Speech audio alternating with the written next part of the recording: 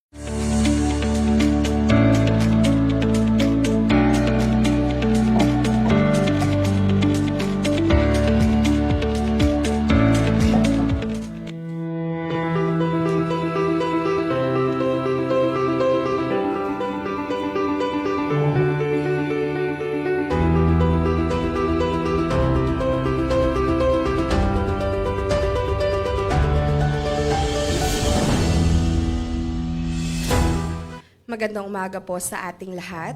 Narito po tayo sa press conference ng Philippine Statistics Authority para sa mga paunang resulta ng May 2024 Labor Force Survey. We are pleased to welcome the press and media partners here with us on-site and online today. Ako po si Janine Almeda, ang inyong moderator for today's press briefing. Bago po natin simulan ang ating press conference, gusto po naming ipahayag na ito ay naka-live stream sa ating PSA Facebook page. Updates are also tweeted on the PSA Twitter X with the hashtag PHEmployment. Ikinagagalak ko pong ipakilala si PSA Undersecretary Dennis Mapa, National Statistician and Civil Registrar General, na siyang mag-uulat tungkol sa mga paunang resulta ng Labor Force Survey itong nakalipas na Mayo. Ating pakinggan ang report ni Yusek Dennis Mapa. Magandang umaga sa ating lahat. Ang Philippine Statistics Authority mag-uulat ng Labor and Employment Statistics base sa paunang resulta ng Mayo 2024 Labor Force Survey.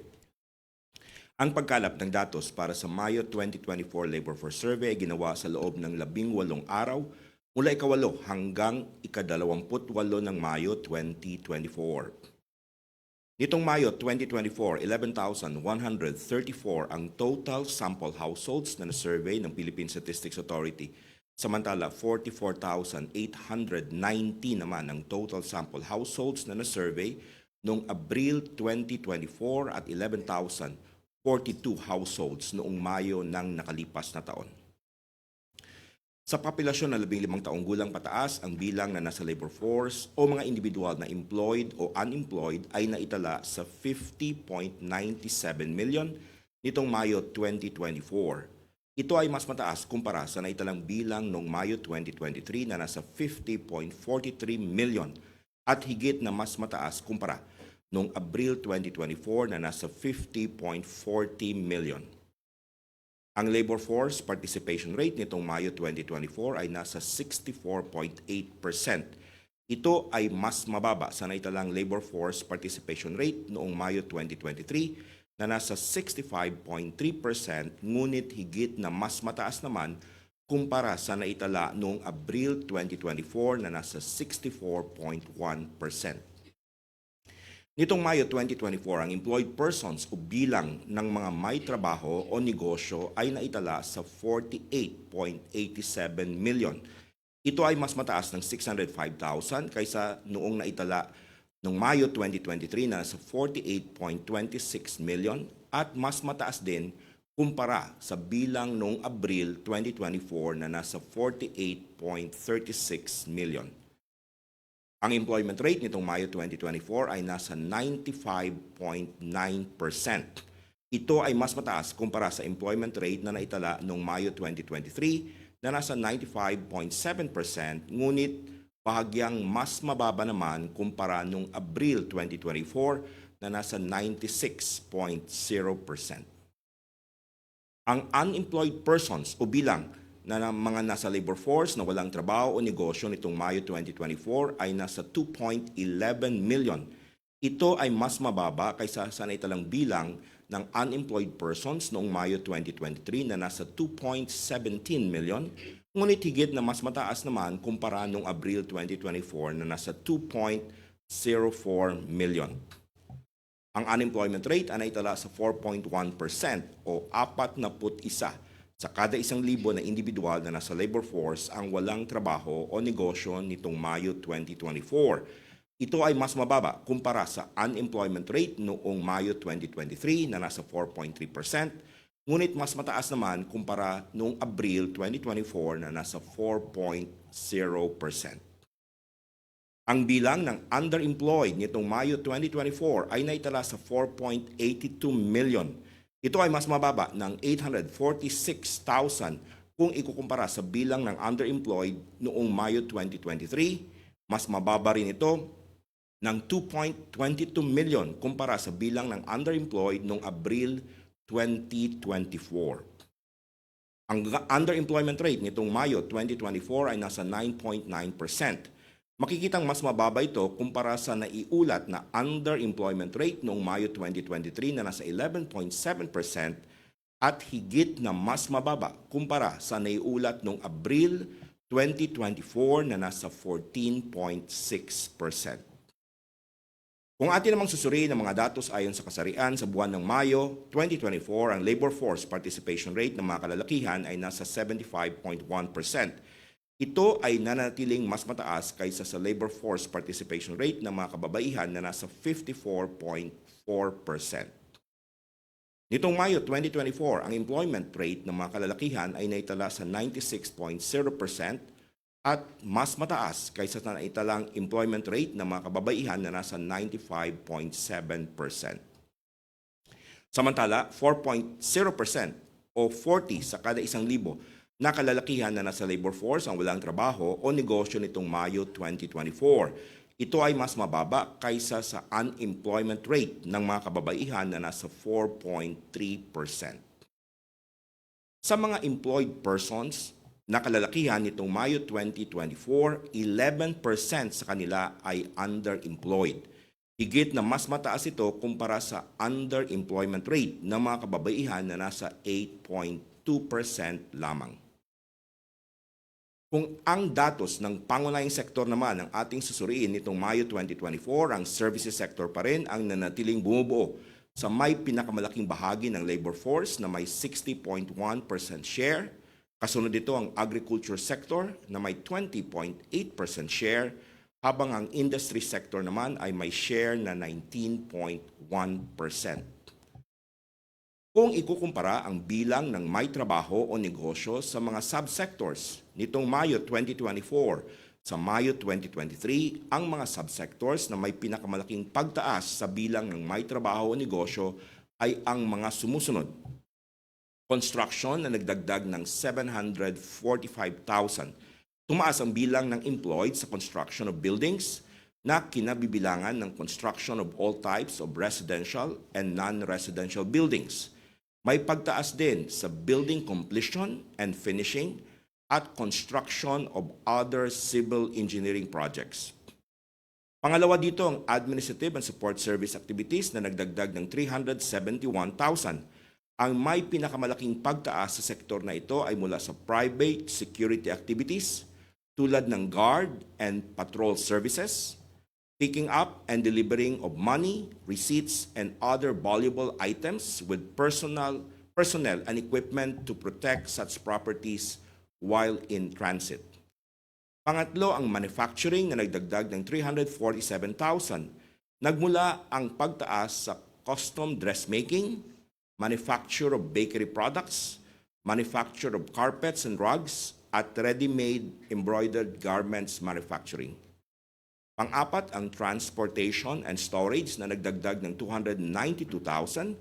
Tumaas ang bilang ng may trabaho o negosyo sa other passenger land transport tulad ng taxi operations, airport shuttles, rental of cars and trucks with drivers, jeepney and Asian utility vehicles, tricycles and pedicab operations, public utility cars, and taxicab operations. At ang panglima, ang Public Administration and Defense, Compulsory Social Security na may dagdag na 276,000. Ang pagtaas ay mula sa General Public Administration activities at regulation of activities providing healthcare, education, cultural services, and other social services excluding Social Security. Sa kabilang banda, mga subsectors na may pinakamalaking pagbaba sa bilang ng may trabaho o negosyo kung ikukumpara ang Mayo 2024 sa Mayo 2023 ay ang mga sumusunod. Agriculture and Forestry na nagbawas ng 1.02 million. Ang may malaking pagbaba sa bilang ng employed ay mula sa growing of corn except young corn, vegetable. Kasama rito ang harvesting, threshing, grading, baling, and related activities. May pagbaba rin sa services to establish crops, promote their growth, and protect them from pests and diseases. Pangalawa, ang fishing and aquaculture na nagbawas ng 543,000. Ito ay mula sa marine fishing, kabilang ang fishing on a commercial basis in ocean and coastal water. Kasama rin dito ang gathering of edible seaweeds at freshwater fishing. Pangatlo, ang arts, entertainment, and recreation na may bawas na 78,000. Ang pinakamalaking pagbaba sa bilang ng employed ay mula sa other amusement and recreation activities not elsewhere classified. Kabilang dito ang activities of recreation parks, beaches, operation of fairs and shows of a recreational nature. May pagbaba rin sa operation of sport activities. Pang-apat, ang real estate activities na may bawas na 152,000. Ang pagbaba ay mula sa renting or leasing services of residential properties, real estate buying, developing, subdividing, and selling of residential, including mass housing at real estate buying, selling, renting, leasing, and operating of self-owned or leased apartment buildings, non-residential, and dwellings. Kung ikukumpara naman ang bilang ng may trabaho o negosyo sa mga subsectors nitong Mayo 2024 at noong Abril 2024, ang mga subsectors na may pinakamalaking pagtaas sa bilang ng may trabaho o negosyo ay ang mga sumusunod. Agriculture and Forestry na nagdagdag ng 610,000. Construction nagdagdag ng 391,000. Public Administration and Defense, Compulsory Social Security nagdagdag ng 309,000. Education nagdagdag ng 116,000 at manufacturing nagdagdag ng 107,000. Sa kabilang banda, mga subsectors na may pinakamalaking pagbaba sa bilang ng may trabaho o negosyo kung ikukumpara ang Mayo 2024 sa Abril 2024 ay ang mga sumusunod. Accommodation and food service activities may bawas na 322,000. Fishing and aquaculture may bawas na 241,000. Administrative and support service activities may bawas na 135,000 at professional, scientific, and technical activities may bawas na 101,000. Sa mga employed, 31.5% ang nagtatrabaho o nagninegosyo ng hindi aabot sa 40 hours sa isang linggo nitong Mayo 2024. Ito ay nasa 35.4% naman noong Mayo 2023 at 32.6% noong Abril 2024. Samantala, tumaas sa 67.9% ang mga nagtatrabaho ng lagpas sa 40 hours per week nitong Mayo 2024 mula sa 66.5% noong Abril 2024. Nitong Mayo 2024, naitala sa 40.6 hours ang average hours worked in a week ng mga may trabaho o may negosyo. Ito ay mas mataas kumpara sa naitalang average hours worked in a week noong Mayo 2023 na nasa 39.3 hours at bahagyang mas mataas din kumpara noong Abril 2024 na naitala sa 40.5 hours. Kung susuriin naman ang mga employed persons ayon sa class of workers nitong Mayo 2024, ang wage and salary earners ang nananatiling bumubuo sa may pinakamalaking bahagi ng employed na nasa 63%. Kasunod dito ang self-employed without employees na nasa 27.9% at unpaid family workers na nasa 7.3%. Ang employers in own family-operated farm o business ang bumubuo sa may pinakamaliit na bahagi na nasa 1.7%. Sa bilang na 30.81 million na salary and wages workers, mapapansin na ang nasa private establishments ang may pinakamalaking share na nasa 48.7 percentage points. Kasunod dito ang workers sa gobyerno o government corporation na may 9.6 percentage points at mga workers for private household na nasa 4.4 percentage points. Makikitang ang mga workers in own family-operated farm o business ang may pinakamaliit na share na may 0.3 percentage point. Nitong Mayo 2024, ang nakapagtala ng may pinakamalaking bilang ng pagtaas ng may trabaho o negosyo kung ikukumpara sa Mayo 2023 ayon sa major occupation ay ang mga sumusunod.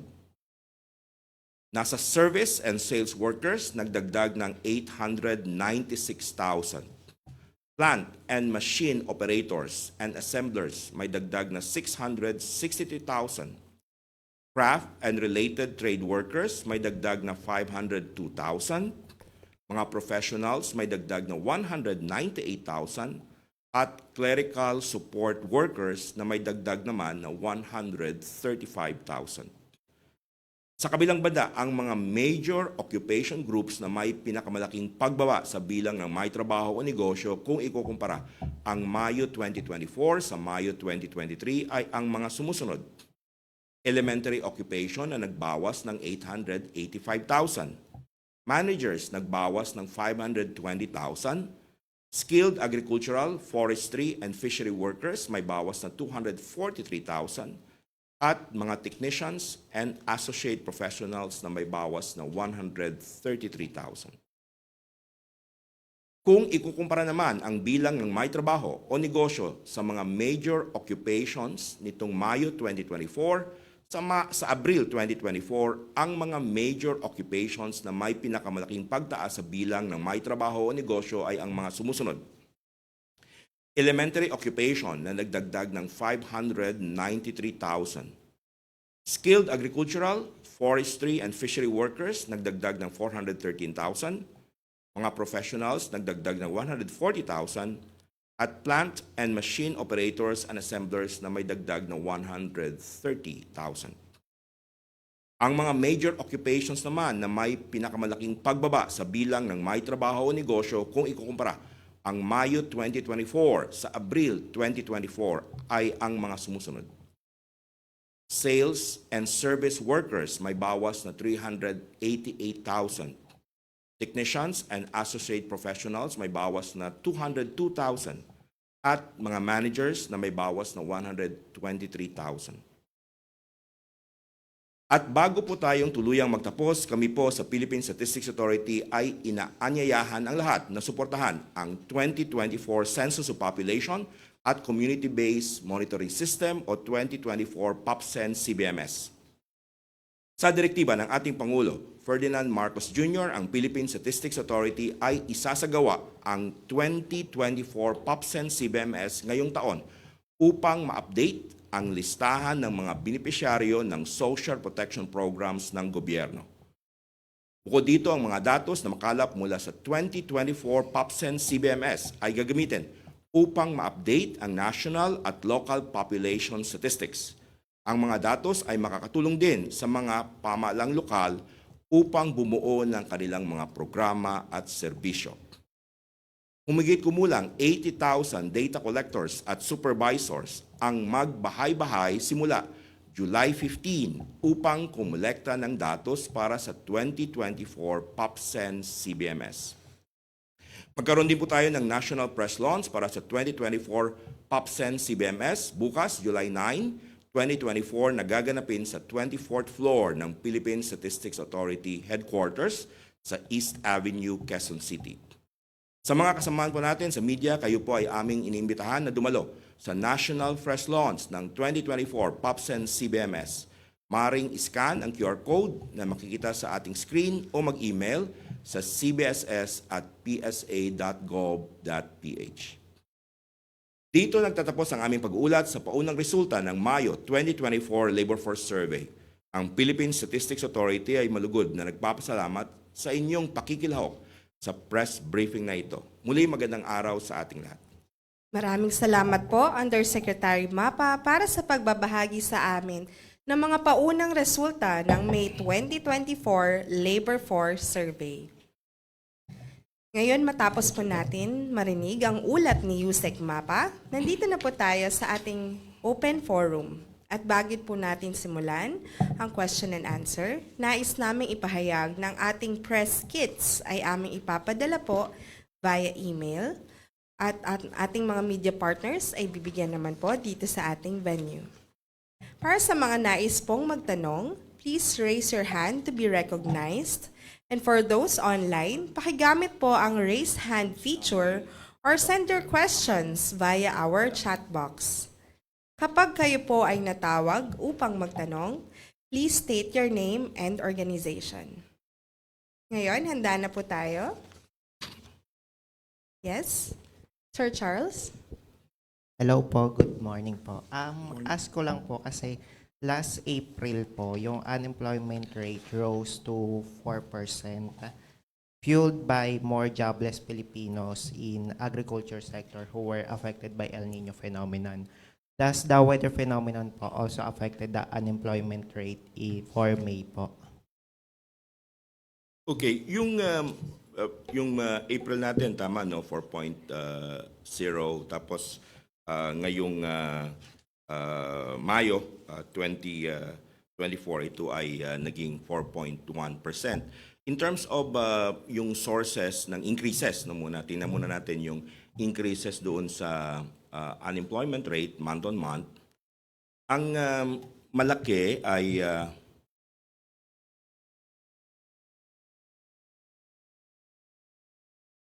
ang sinabi nila, well, ito, dalawa yung ating pinanggalingan ano, ng unemployed. Ito ay nagsabi sila na looking for work and available work sila, so hindi sila makahanap ng trabaho. Ito ay about 117,000 at yung 52,000 ito ay nag-aantay ng rehire or job recall.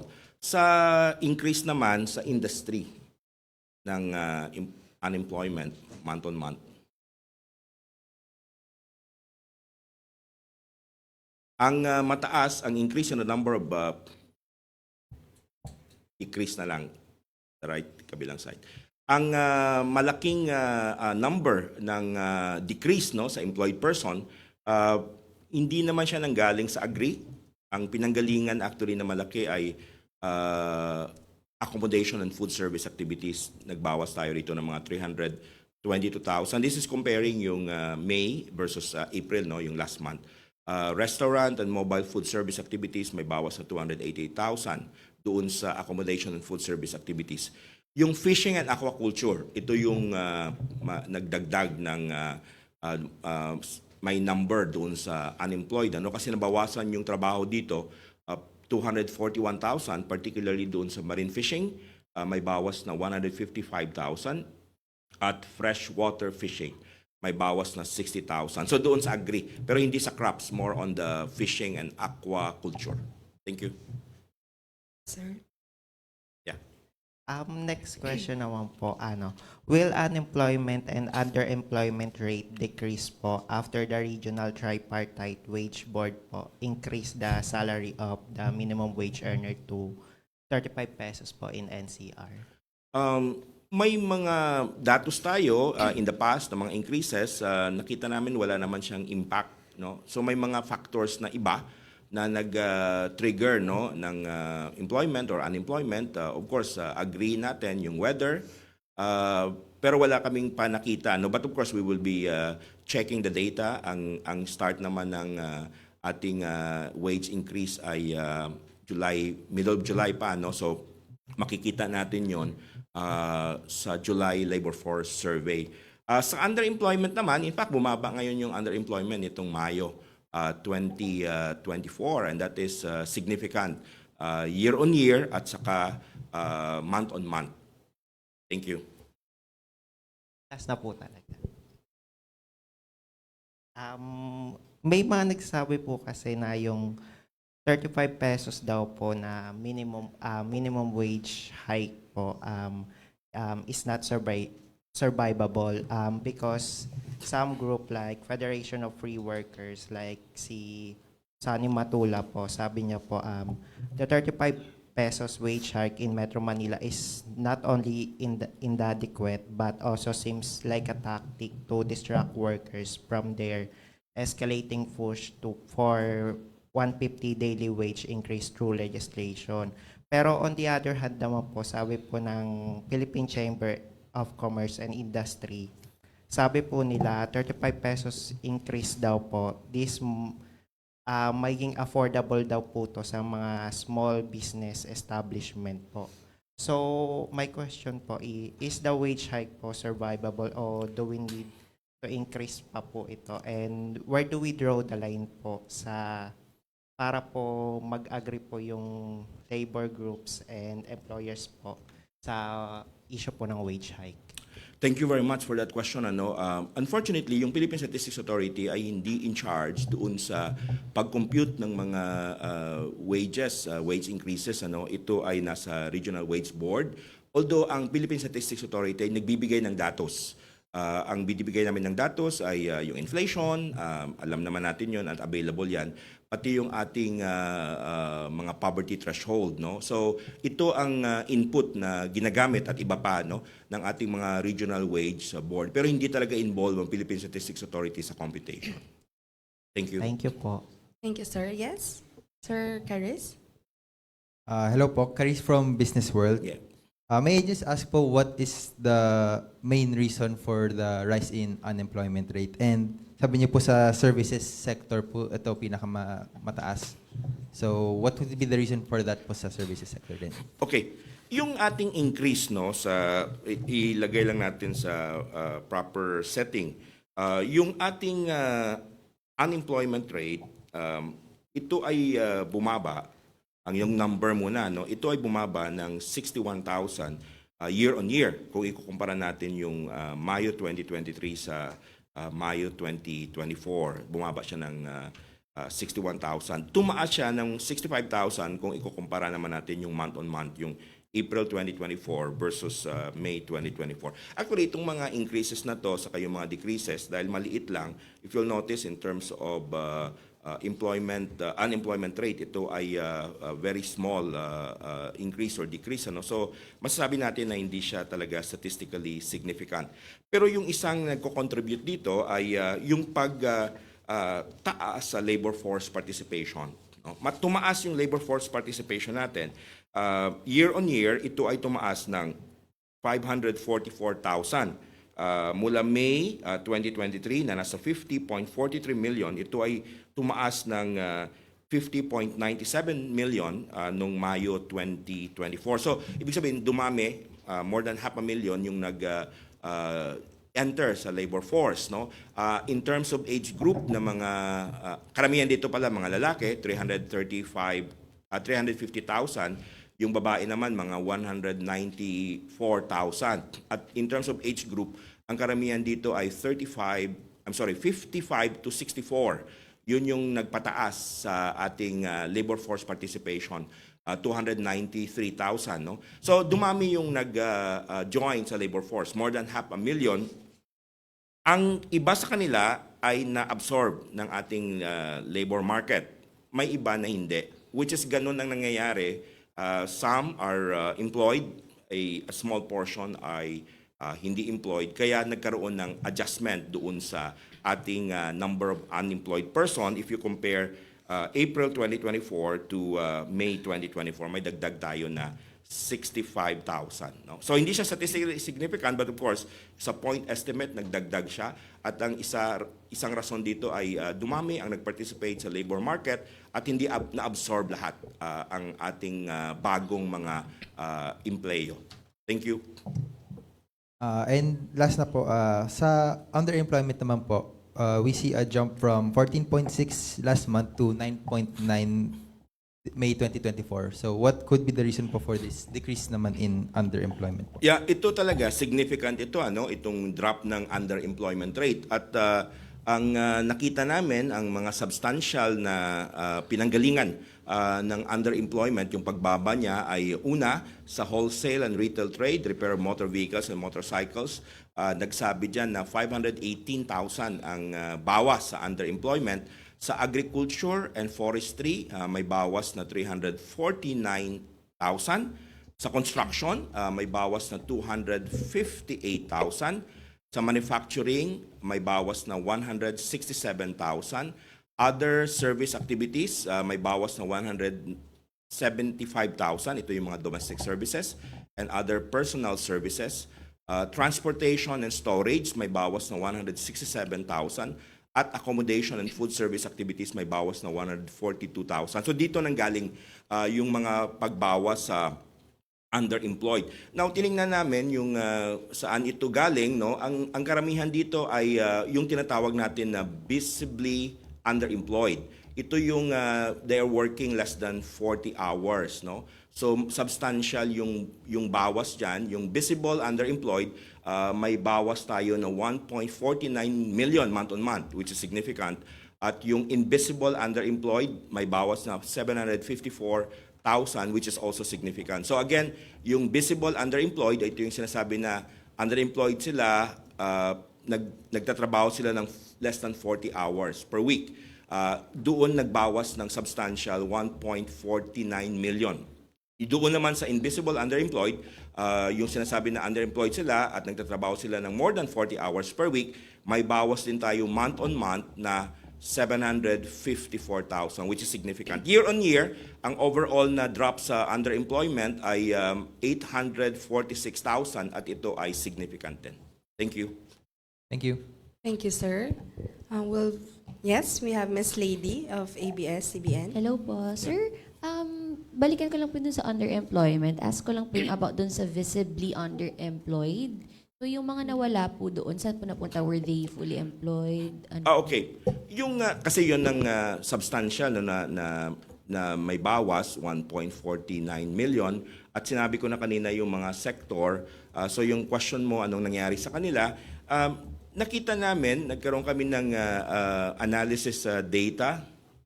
Mayroon kasi tayong tinatawag na itong underemployment, yung work ito ay doon sa tinatawag nating primary job, no?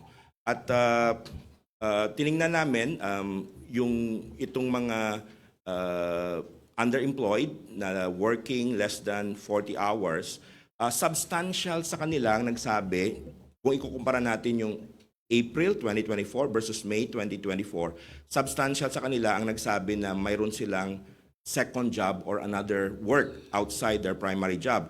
Ito ay nag-increase ng 10.2%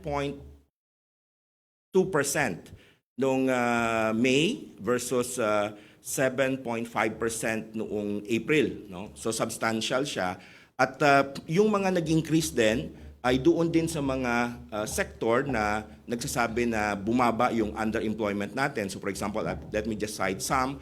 Kanina nakita natin transportation, yung transportation sector natin ang may nagsabi na 12.2% sa kanila ay mayroong other work, no, in addition to their primary work, which is transportation sector or transportation industry. Ito ay mula sa 7.8% noong April, so naging 12.3%. So we can surmise that that is possibly one of the reasons kung bakit bumaba yung ating underemployment rate, in particular yung ating visible underemployed numbers. Thank you. Sir, yung 9.9 po, ay, tama ba? 9.9% po natin, lowest since... It is the lowest since the start of the series noong April 2005. Tama. Thank you, Miss Lady. Thank you, sir. Okay, one more Sorry. question. Sure. Last na lang po, dun po sa unemployment po natin, seasonal po ba siya? Because parang nung May, parang marami na po mga nag-graduate po from college. Hindi pa kasi yung ating graduation ay na-move, di ba? Dahil I think graduation will be July. So makikita natin itong July-August. Kasi nagbago na. Again, yung unemployment numbers natin, although in terms of percentage point, it's 4.1 versus 4.0 nung April, it's not significant and substantial yung increase. Yun nga yung sinasabi ko kasi tumaas yung ating labor force participation rate, no, ng more than 500,000 at hindi lahat na absorb doon sa labor market natin. Thank you. Thank you, sir. Okay, we'll proceed to questions online. Can we have Sir Alan Gatos, who is raising his hand? Enes, good morning po. Good morning, Alan. Yung doon sa balikan ko lang yung sa underemployed, no? Kasi napakaganda ng numero. So, ibig sabihin, yung bilang ba na pagbaba na to, ito yung pinakamababa so far since 2005. At ang talagang dahilan ng malaking mga nawala rito, na-concentrate sila dun sa second job nila o dun sa primary job nila. Kaya nawala sila dun sa underemployed. Thank you very much, Alan. Una, yung sinabi mo na yung 9.9, ito ay pinakamababa since April 2005. Noong April 2005, nirevise natin yung ating definition ng employment, underemployment, unemployment. Kaya yun yung series na tinitingnan natin. So yun yung first question mo, 9.9 is siya yung pinakamababa. Tama yun. Pangalawa, yung second question mo, anong nangyari sa kanila, no? So sabi ko nga kanina, ang substantial number dito sa pagbawas sa ating underemployed persons, ito ay yung tinatawag nating visible underemployed. At ito yung mga nagsabi na underemployed sila at nagtatrabaho sila ng less than 40 hours per week.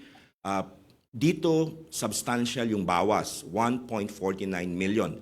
At nung trinace namin, ano yung nangyari sa kanila, sabi ko nga, may mga increases na nagsabi na mayroon silang second job or may mga pinagkikitaan sila na iba. Kaya doon sa primary job nila, okay na sa kanila to have a work of less than 40 hours. Maybe the second job or the additional earnings doon sa other job is enough to cover, no? Although hindi yon part ng aming question kasi tinatanong na namin kung mayroon kang second job, ano? At nag-increase substantially, statistically significant yung percentage of visible underemployed or those that are less than working less than 40 hours who are also saying they have other job or jobs, no? At ang mga sektor na pinanggagalingan ay doon din sa sektor kung saan bumaba talaga yung visible underemployed, no? Sinabi ko kanina yung sa example lang transportation, yung transportation and storage. Nung April ito ay 7.8% ang nagsabi na mayroon silang other job. Pero nung May, nag-increase ito ng 12.3%. So that is a significant increase of 4.5 percentage point.